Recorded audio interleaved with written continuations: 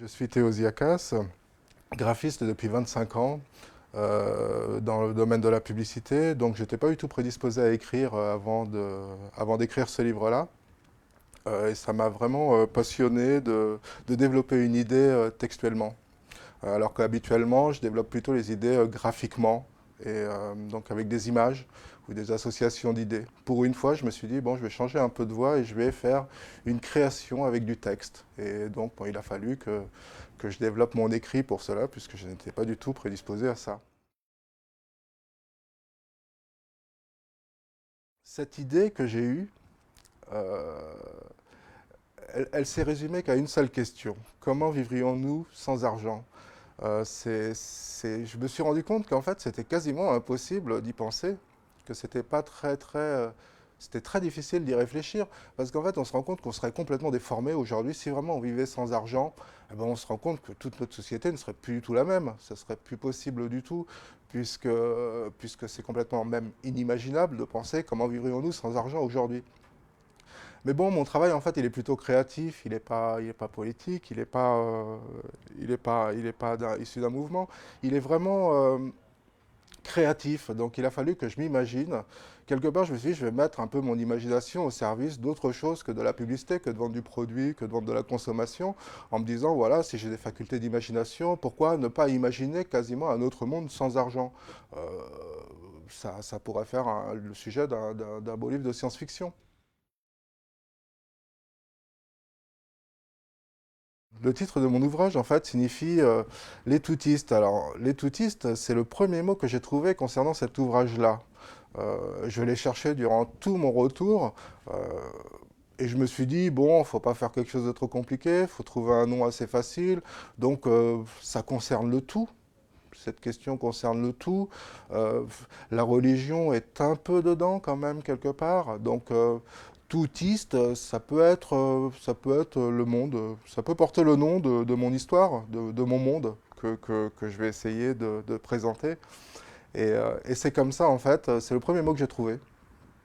Et c'est comme ça que mon histoire a démarré. Ça a été taoïste, ça a été toutitiste, ça a été plein de mots bizarres.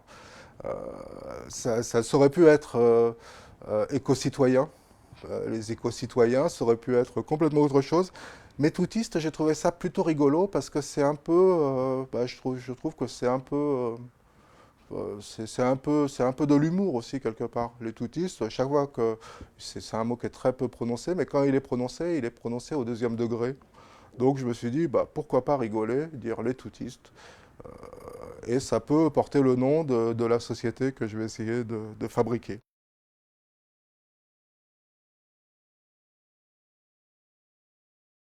Alors le message fort ancré dans mon écrit, en fait, est la question en elle-même. Comment vivrions-nous sans argent? Cette question est complètement démentielle, en fait, puisque on n'a pas du tout les moyens de s'imaginer comment vivrions-nous sans argent. On n'a pas du tout aujourd'hui la possibilité même de se l'imaginer. Donc je me suis dit, bah, en tant que créatif, pourquoi pas réfléchir sur cette idée et monter une histoire qui exprimerait des autres possibilités.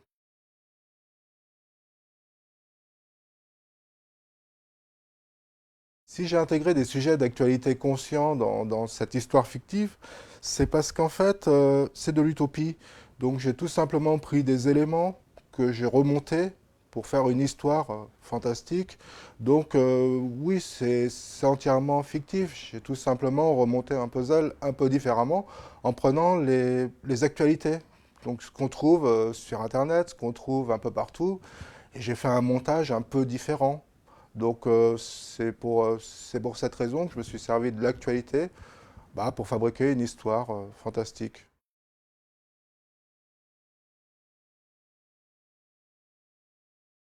Si je l'ai écrit à la première personne du singulier, c'est parce que je me suis senti concerné par l'écriture. J'ai senti que le lecteur serait concerné par la lecture. Donc je me suis dit, il faut que les gens se mettent dans la peau du personnage de ce récit pour qu'ils puissent s'imaginer la réponse de ma question, en fait, de la question qui m'est venue. Comment vivrions-nous sans argent? C'est très difficile, donc il faut vraiment se le prendre pour soi, pour le comprendre. Et si j'ai utilisé le jeu, c'est pour permettre aux gens de se mettre à la place de mon personnage qui a compris.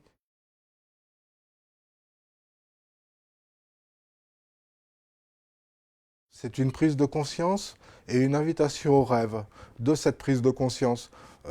On a les moyens aujourd'hui de s'imaginer tout ce qu'on souhaite, donc pourquoi pas s'imaginer autre chose que les possibilités ou que ce qu'on s'est déjà imaginé.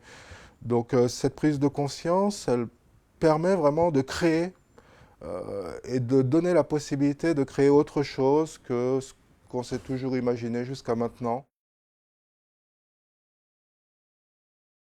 Mes projets pour l'avenir de cet écrit, en fait, ça sera surtout d'en faire un film. Voilà, mon objectif depuis le début est d'en faire un film. C'était un scénario à la base. C'est vraiment le cinéma qui m'a interpellé dans l'écriture de cet ouvrage.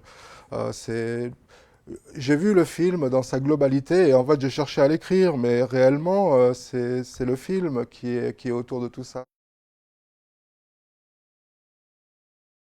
Un dernier mot pour mes lecteurs, donc bon, bah, je vous conseille d'être assez reposé, d'être dans une bonne condition avant de commencer à le lire.